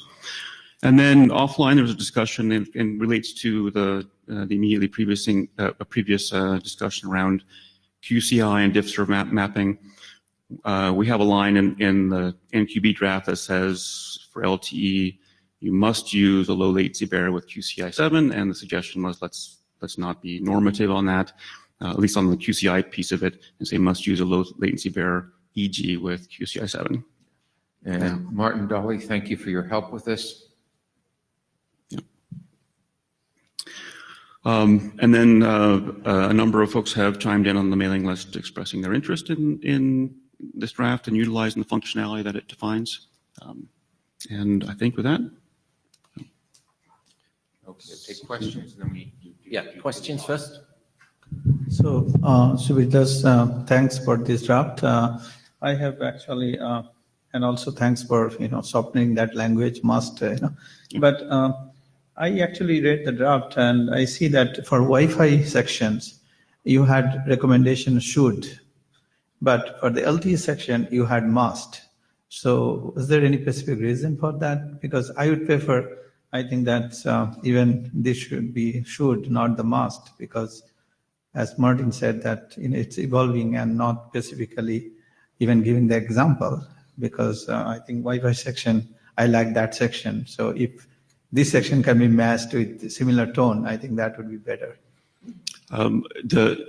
Probably the reason for the difference between must and should actually comes from which of the two co-authors wrote that section. I see. Okay. No, but yeah. So, but I thought that possibly we'll accommodate that. Yeah, I don't think there would be any concern speaking more thank on you. behalf of my co-author, but yeah. And should this go ahead, this is obviously something that the working group would have to decide on. Yes? Likewise, I observed in the draft, you have a should requirement for protection against mismarked flows. Right. My observation is that an implementation that doesn't implement that should is in a very sorry state indeed. And if you assume that the implementation can automatically classify flows into non-Q building and Q building flows, well, why did we need a DSCP to start with? So the first part, actually, the suggestion that that be a must to support Q protection was mentioned on the last IETF as well. The reason that I left that as a should is I think that there are some Q disciplines that would not need to implement Q protection, in particular an FQ system where there's isolation per flow maybe wouldn't need to. That was my next thought. Yeah. So let's suggest maybe we would need more text to give examples of why it's written the way it is. Yeah. Okay, sure. Yeah, so with this again, I think one additional points, I read the security consideration. I think it's a good thing, but maybe that's a little bit elaboration will be good. Who is responsible for marking this? You mentioned about that no integrity protections in on-path attacker can change it. Adding somewhat the consequences would be if someone does that. I think that would be a good thing, to add in that section as well. Okay, fair enough. So my next question to the working group is who has read this document? So I'd like a show of hands. Oh, that's a reasonable number. I need to count. 1, 2, 3, 4, 5, 6, 7, 8, 9, 10. Yeah, maybe 12 to 15. So that's good. Of the people who've read it, or maybe in general? No, in general in the working group then. Can we have a hum for people who think that this topic is a topic that might be worth further study? Without reflection on this particular draft, I'm just asking on the topic. So please hum if you think this is a topic that this working group could usefully do work on. And then I'm going to ask for a second hum for people who think we shouldn't work on it. So first, please hum if you think this is a topic that this working group should explore and do work on. Please hum now. Thank you. Please hum if you think this is a topic that this working group should not do work upon. Please hum now. That was very helpful. Okay. There was one for the comment. recording. Strong hum in favor. No silence against. And from Jabba? Hum in favor. Thank you.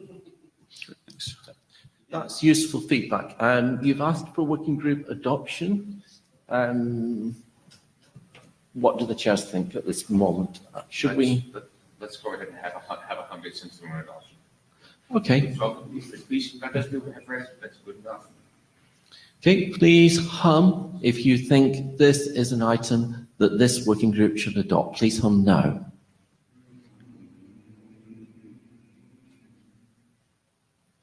Please hum if you're in doubt that this is an item that this working group should adopt. If you think there is some reason we should not, please hum now. Please come to the mic if you have any comments on what we've just discussed.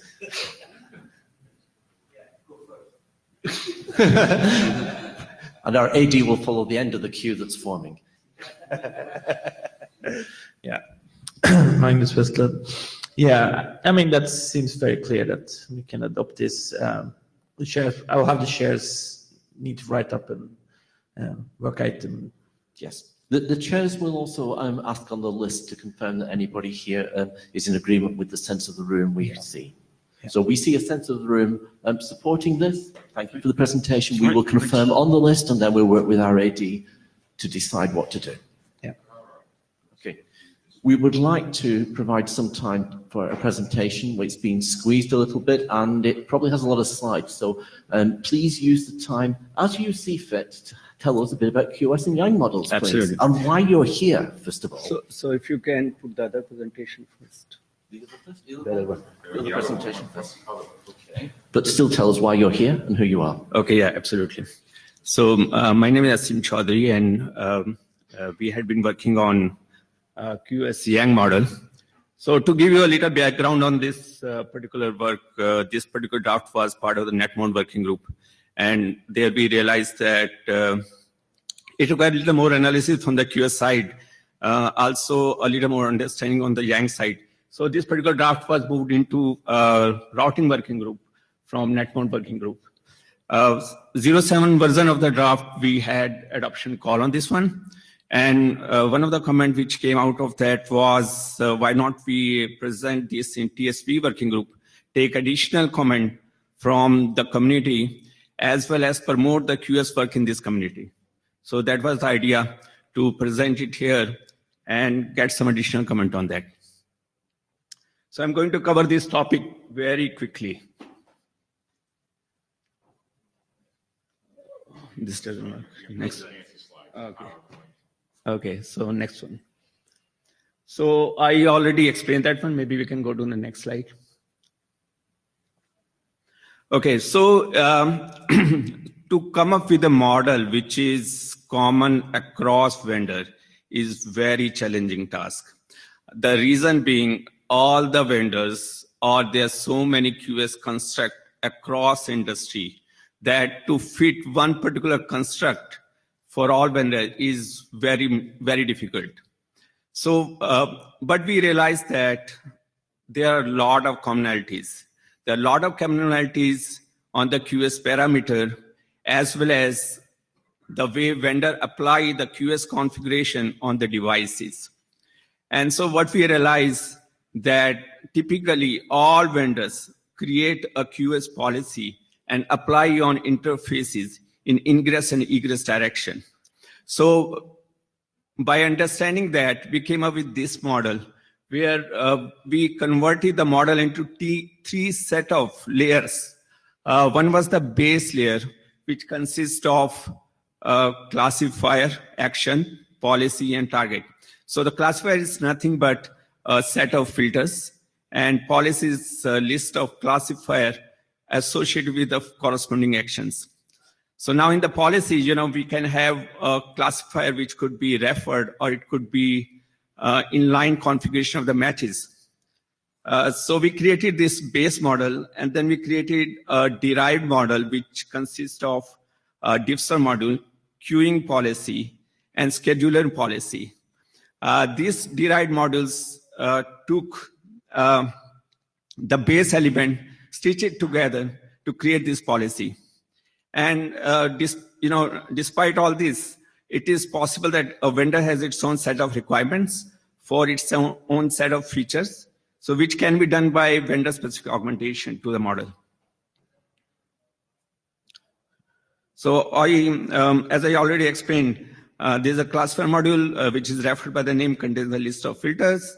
There's a policy module which contains set of classifier with the corresponding actions. The classifier could be referred by a reference, or it could be a filter parameter which is there in line. Next. This is a typical Yang tree diagram where you can see that classifier has a list of filters.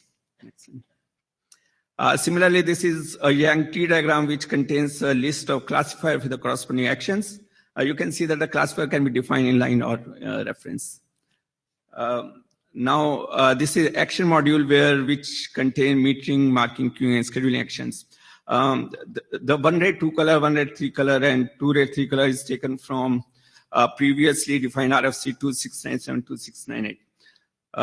Some of the queuing and scheduling parameter have been taken from RFC 3289. Next. I think I already explained all this, except that the diffser module contains diffser related parameters, which is 5 tuple as well as the DSCP value. In addition to that, we can define queuing and scheduling parameter in line to the policy. One very small nit, you can't use ranges with DSCPs, use a list. DSCPs are not a set of uniform things, so you can't use a range, you must use a list of DSCPs. Okay, see. If what you want is a range, expand the range, list DSCPs. Just do it. Okay. Okay, I see. No, that is how typically it is finally configured into the devices. Okay, so queuing policy will contain queuing related parameters, and we can always refer to 3289 for those parameters. Scheduling policy will contain a queuing policy as well as min rate, max rate at that level. Next. Yeah, means all the vendors have their own set of features which can be easily augmented to the model, and they can enhance the model the way they want. So in summary, we have defined a base set of modules, and then we have, based on those base set of modules, we have created derived set of modules. It is pretty much adaptable to any vendor requirements. It could be augmentable to any specific vendor specific parameters, and it is pretty extensible. Next slide. Okay. Yeah, please go through the draft when you get time, and please provide some comments. Thank you. Can I ask people to come to the mic if they have comments, and also to think, because I'm just about to ask whether anyone in this room can help in this initiative, because this room has expertise in running networks with QoS, and it has expertise in DiffServ. Is there anybody here who is willing to help? Well, please use the list to ask as well, because I think that with a little bit of encouragement, we should be able to find some people to help read this. Yeah, so if we have a couple of minutes, I can cover the other slide also. Next slide. Next slide deck, please. Thank you. Is this up for adoption in routing area? Absolutely. Means this is a candidate for adoption. And we already went through one adoption call. We got comments, we incorporated those. So it is pretty much on that line. Okay, that's good. Next slide. My impression was I think it's being adopted by RTGWG. Okay, yeah. So one thing I would like to explain here as part of this presentation is that we created a separate operational model. The reason being config model was too detailed, and operation model required its own set of analysis on the counters part. And so we went through all the different discussions. So we thought that it's better idea to have a separate model for operational, and where we can detail about the statistics for QS. One other thing is that, nowadays there's a lot of talk about network visibility. So the way we present the counters to the providers is very, very important. And so for network visibility, how we present has to be thoroughly discussed, which has been done in this particular draft. So essentially, these are the basic elements for any QS policy which can be applied to interface. We have per classifier statistics. We have policy statistics, we have metering and queuing statistics. In addition to that, we have name statistics, which is very similar to classifier statistics, except that it has a common name across the classifier. When it does happen, that means we aggregate those counters. This is very, very beneficial for low-end devices where the resources for hardware is very, very scarce. So other than that, yeah, it's usual stuff. We have metering statistics for all the different kind of policy. And we have stats for confirm bytes, confirm rate, violate, exceed actions.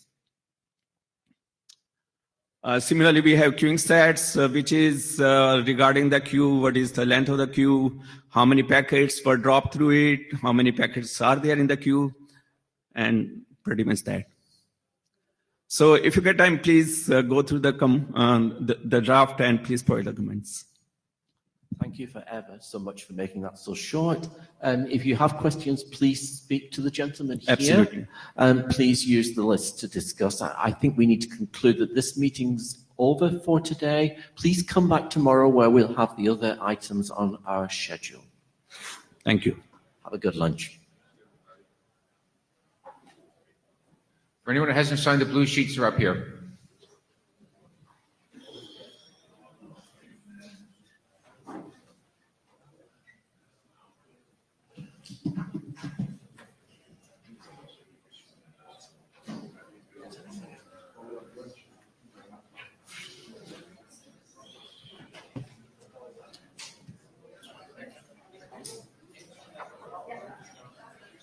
I suspect that we try